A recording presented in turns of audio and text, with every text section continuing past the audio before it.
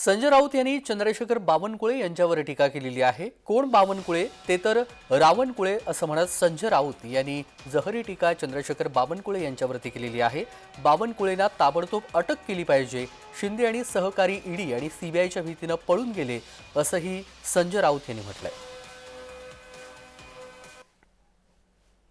एकनाथ शिंदे हे काय शिवसेना प्रमुख नाहीत किंवा शिवसेना प्रमुखांचे वारसदार नाही। एकनाथ शिंदे हे आणि त्यांचे लोक हे ईडी सीबीआयच्या भीतीनं पळून गेलेले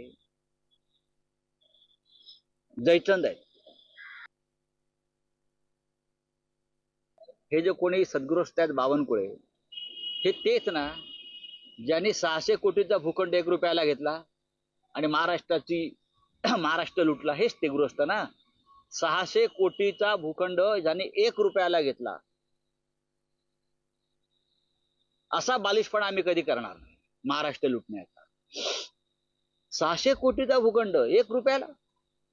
हा काय ईडी कुठे आहे? सीबीआय कुठे आहे? या माणसाला ताबडतोब अटक केली पाहिजे। देवेंद्र फडणवीस यांनी याला महसूल मंत्रीपद दिलं हा मोठा गुन्हा आहे।